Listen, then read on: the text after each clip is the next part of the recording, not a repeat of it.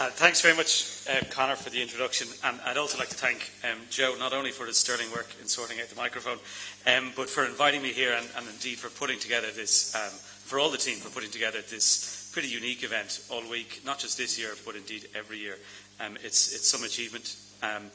Today I have a couple of slides, but I sort of snuck them in at the last minute. I thought I was given a speech, which I'm not used to doing, like reading text. I'm used to talking ad nauseum. That's what lecturers are trained to do.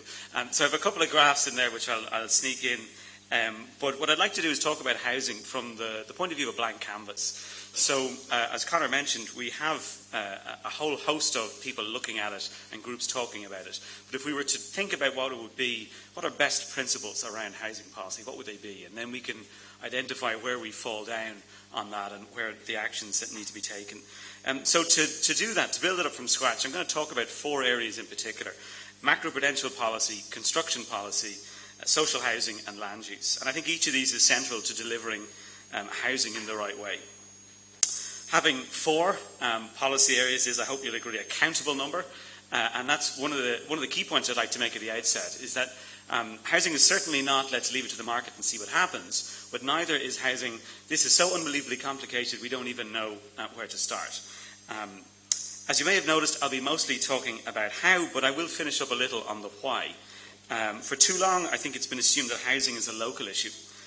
It's one that's sort of at best a secondary importance for policymakers. But I think this perception of housing is changing around the world. So you see thought leaders such as McKinsey and The Economist, policy advisors such as the OECD, the World Bank, the European Commission, and increasingly policymakers themselves realise that housing is a key factor when thinking about a range of issues, from competitiveness, as Conor mentioned, to capacity of Ireland to respond to the migrant crisis in the Mediterranean, and so on. More of that when I finish up. Given the importance of housing, I am, of course, delighted to see it on the agenda at the MacGill Summer School. It's always, I think, been the ugly sister in the big 3 areas for government policy. Thanks. It's not that housing doesn't feature in policymaking, as Conor mentioned.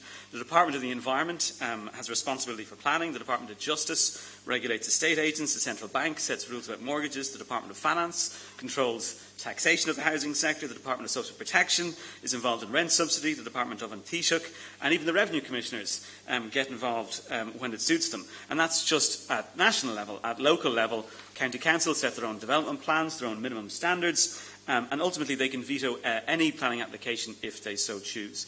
The problem with housing is not that it features on too few radars, it's that it features on too many, but nowhere is it first. There is no minister who votes at Cabinet who will be judged who will live or die politically by how they deal with housing.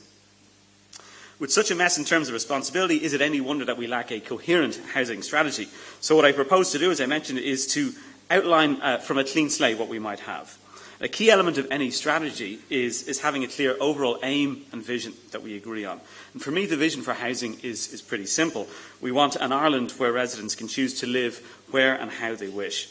Therefore, for me, the aim of housing policy is also pretty straightforward, that all people in Ireland have affordable access to adequate housing. Delivering on that relatively simple and hopefully easy to agree on aim requires action in each of the 4 areas I mentioned. And the first one is thankfully largely in place. It's macroprudential policy. This is 2010 speak for what an older generation will know as sensible building society lending rules. At its simplest, macroprudential policy limits house prices relative to your income. This matters because credit, in particular relaxing lending rules, is the key thing that drove the Irish housing bubble. So this graph here shows you the annual change in house prices, stripping out inflation, for different market cycles in the Irish housing market, some of my PhD research. The key one I draw your attention to is the one that's circled here is the early and late stages of the bubble.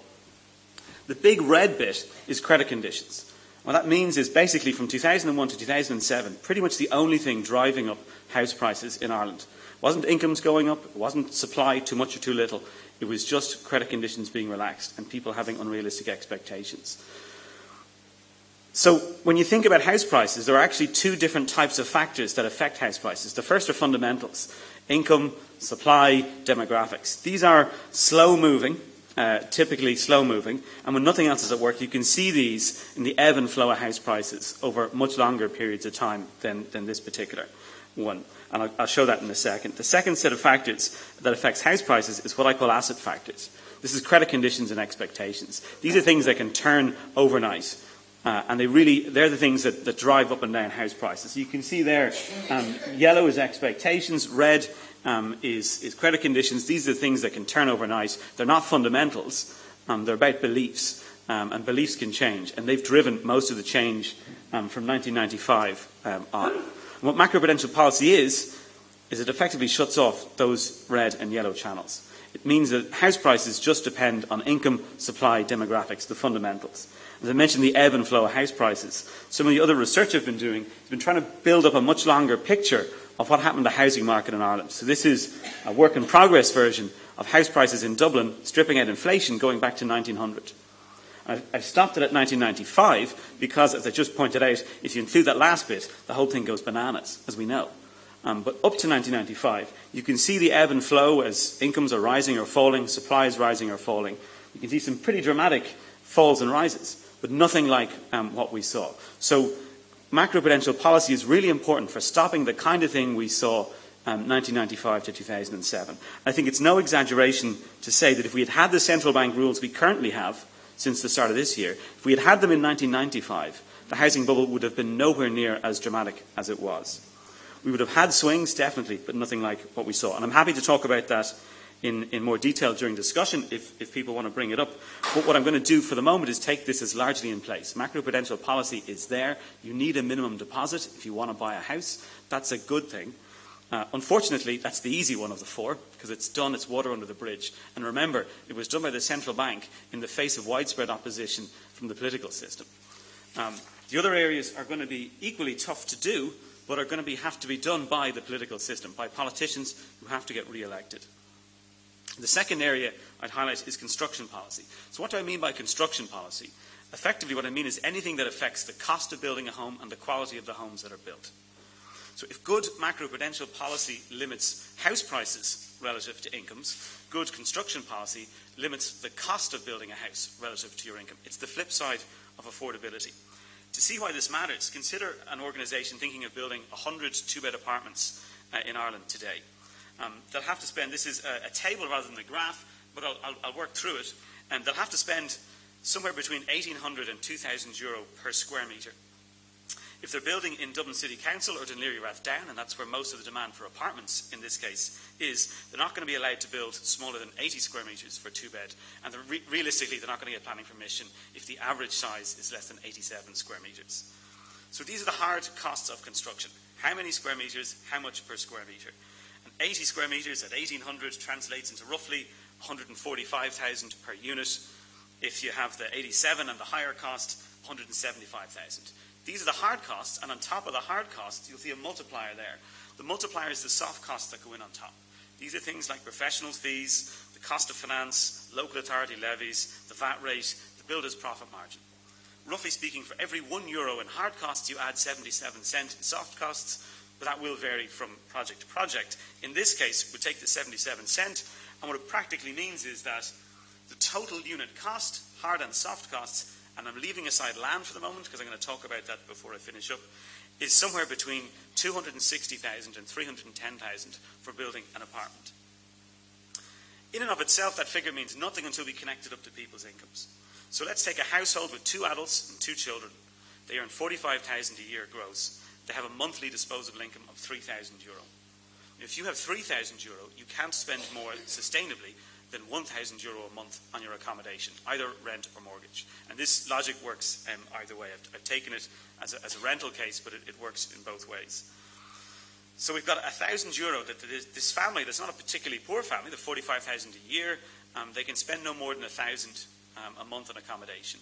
Let's go back to our unit that we're thinking of building. We know the cost is somewhere between 260 and 310, leaving aside land. So €260,000 converts into a monthly break-even rent of €1,300. So there's a simple rule: if you divide by 2 and then divide by 100. It's basically the maths that a developer will do about yields and maintenance to make sure that all the costs get covered.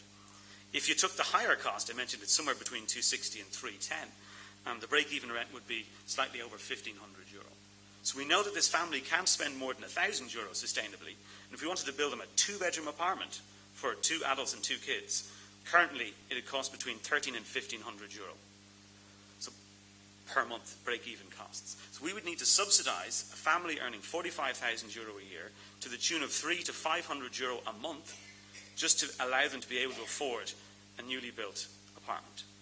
And that's, again, leaving aside land costs. And of course, land costs you would expect to be high in a lot of the places where apartments are going to be built.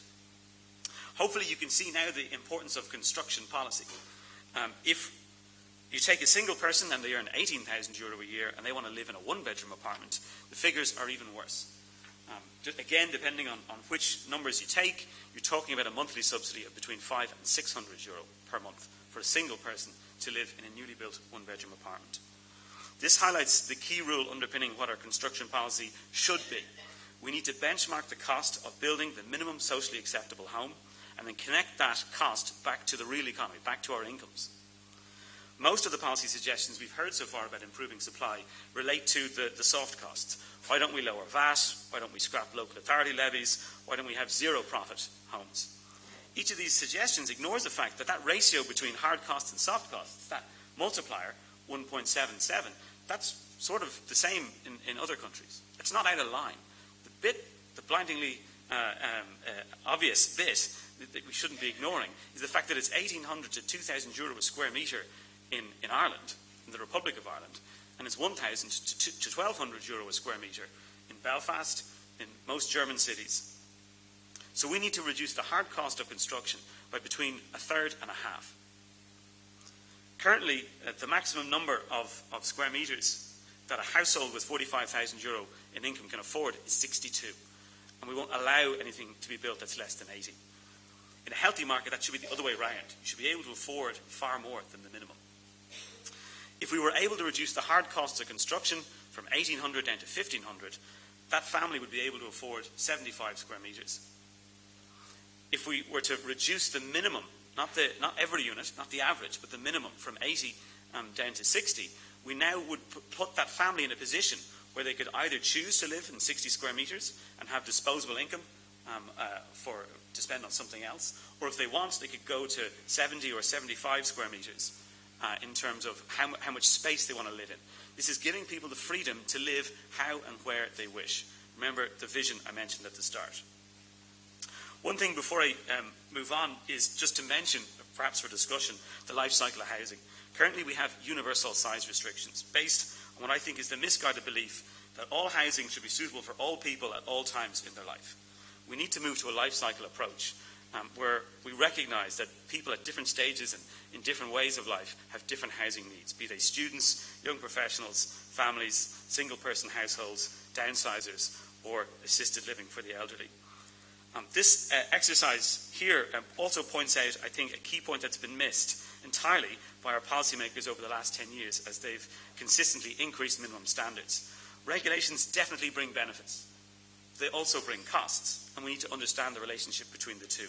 What Dublin City Council in particular has done over the last 10 years is substantially increase the cost of building a new home by something like 30 to 50% at a time when incomes have been falling. Actually, I'll need that for a sec. A range of areas now need to be benchmarked against our peers to find out how we can get those hard costs back in line with the real economy. This includes things that sound relatively innocuous but can be quite expensive. Mandatory car parking spaces, lift requirements, orientation, ceiling heights, balcony sizes, and of course the minimum floor area itself. I've been unable to find a world with higher minimum size requirements than Dublin. This may sound like a badge of honour, and in fact most of the councillors take it as a badge of honour, but large minimum sizes have huge opportunity costs. Remember, size and quality are two very different things. Given the onerous size requirements have actually cut off supply of new housing in Dublin, it's made our homelessness problem worse, not better. Dublin's badge of honour is anything but. Those who lose from onerous building requirements are not developers. If projects are not viable in Ireland, they look elsewhere. Those who lose from onerous standards are those on low incomes, those who cannot afford to cover the high construction costs on the income they have. This is particularly so because Ireland lacks a coherent social housing strategy, the third area I'd like to address. Nowhere were the cruel effects of good intentions more obvious than in the removal of bedsits. We can, of course, debate some other time whether all 30 square metre accommodation should be illegal or not, but I think ejecting a vulnerable group from their accommodation when it was obvious to all that there was nothing for them to move into just made Dublin's and Ireland's homelessness problem even worse. Thinking about how you build social housing policy, there's two key aspects: how you subsidise and how you pay for it, how you finance it. Firstly, this logic about thinking about construction costs and relating it to incomes through a concept of the break-even rent, this extends simply to social housing. Suppose we know that the minimum socially acceptable family home has a break-even cost of $1,200 a month. So it's a bit less than that. Suppose we manage to reduce the cost. And we say we don't want people to live in accommodation less than this quality, but this quality costs $1,200 a month to provide. That means any household with an income of less than $3,600 is going to need a subsidy. Remember, you can only spend about a third of your income on accommodation. The lower your income, the bigger a subsidy, the bigger a help you're going to need from the rest of society. In other words, social housing works best when you have an income-varying subsidy. Not if you're €1 below the threshold you get it, if you're €1 above the threshold you get nothing. But the less well off you are, the more help society gives you. And what we currently have is a fixed rent subsidy. And all that does is it pits working tenants and welfare tenants against each other, rather than helping people to live where they wish. A second quick aside, because I know some people will wonder if I'm going to talk about it or not. I haven't mentioned anywhere about regulating the level of rents. I think rent controls by limiting supply creates insiders and outsiders, winners and losers. And to be honest, you can be sure that the people who aren't going to lose out are those on higher incomes. I believe in tackling the underlying causes, not just the symptoms. So I think don't regulate rents if you don't like it. We don't like people getting sick and dying, but we don't make it illegal to be sick or die. We actually try and address the underlying issue. And the underlying issue here is inadequate income and excessive construction costs. Once that's in place, if we have an income-varying subsidy, the second key element of social housing will be much easier to restore, which is debt-financed social housing. Asking the market to provide social housing, that's oxymoronic and is going to be woefully inadequate by design. Market-based supply is pro-cyclical, demand for social housing is counter-cyclical. 2 minutes, yeah. In basic terms, 20% of nothing being built is nothing. It is inequitable also because it places the financial burden of social housing not on developers, but on those who live in new housing. And inhabitants of new homes are disproportionately young and disproportionately less well off. Funding new homes, funding new social homes should be something paid for by all of society and therefore by housing bodies who borrow. But until rent subsidies work, they're not going to be doing that. The final element is big enough to be a topic on its own, and I'm conscious of time, so I'm going to just talk about it very briefly, is land use policy. If we could implement policy of benchmarking the cost of the minimum socially acceptable home and implement a policy of subsidising those who can't meet it, I think that would address most of the current pressure points. Moving into the longer term, we need to start a discussion about land use policy. And however tough grasping the nettle will be in terms of construction policy and social housing, it's going to be even tougher again to ensure our land is used well. This is a part of Dublin. The Dublin industrial estate is in the middle of that map. It's 170 acres. It's a hodgepodge of Baptist churches, retail outlets, and some last lingering industrial facilities spread over 170 acres. It's inside Dublin City Council. In a country with a sensible land use policy, this would have been rezoned for residential purposes a generation ago. There's a train station, there's green space, DCU, O'Connell Street is a kilometre away, the Phoenix Park is there, Talca Valley Park. Back of the envelope suggests that as industrial land, it's worth roughly zero, plus or minus 100 million. As residential land, it's worth about 3 billion. It'd be suitable for about 10,000 homes or a year's worth of supply for the city. And somewhat astoundingly, the terminus of the Cross-City Lewis is going to finish in a half-used industrial estate. So why is it not rezoned? It's not rezoned because the incentives of local authorities do not match the incentives of society at large. Commercial property tax is higher than residential property tax, so it's not in Dublin City Council's financial interest to rezone this land. To align local authorities' incentives with the social good, you need to have equivalent property taxes across all land uses, and that's why I say this is not going to be easy. The same story, this is Dublin, I am finishing, this is Dublin bus routes and Dublin bus depots. And you can see that all the depots are in the middle. They're the old Dublin United Tram Company depots, and all the bus routes finish at the edge of the city. So the farce of Dublin bus drivers living out in Lucan, driving into Broadstone, into a multi-storey car park, to park the car, to get the bus, to drive out to Lucan, to start the bus, to drive it across the city. Last use land policy is not the way to go. Go to best use. So, as I say, we missed a trick by not implementing land value tax. We pretty soon could end up, if we freeze property tax bills, with a system like the UK, where new properties have to be hypothetically valued as if they had existed in 1991 to try and give them a property tax bill. As I say, time's tight, so I'll have to concede that this is going to come third on our to-do list after construction policy and housing. So a final word on the why. Housing underpins a huge part of our policy space. Think about nursing homes, a topic that's been in the news a couple of times this week. The whole pressure on nursing homes would be a lot less if we had much greater churn in housing, where retired couples move out of the family home long before issues emerge. Similarly, think about the response to the Mediterranean crisis. Ireland's going to take 600 people. I may be unusual, but I would happily vote for the politician who promised to increase that to 6,000 people every year. Why? More people in Ireland means more diversity, but perhaps more practically speaking, it means more demand and therefore more jobs. With an extra 2,000 families a year needs housing. And housing is in short supply, so the language around how we respond to the migrant crisis is currently about capacity constraints and not about opportunity. And the final example is competitiveness. 30 years ago, our FDI projects were large manufacturing plants. Labour costs were about a third of the multinational cost base. Now FDI is tradable services. Wages make up about 3/4 of the cost base. And what makes up a third of workers' spending? Housing. That means housing is now 1/4 of Ireland's competitiveness. And with growing scarcity of housing, not just in Dublin but across the country, I wholeheartedly agree that we need one coherent plan for housing. Hopefully, I've shown you that together with macroprudential policy and hopefully in time land use policy, the two key elements we need to address now are the break-even cost of the socially acceptable home and social housing policy, where if you earn less than that break-even cost, we give you the money to afford that home. This, I believe, is the best way to bring about an Ireland where residents can choose to live where and how they wish. Thanks for your time and for indulging me with an extra couple of minutes, and I look forward to discussion.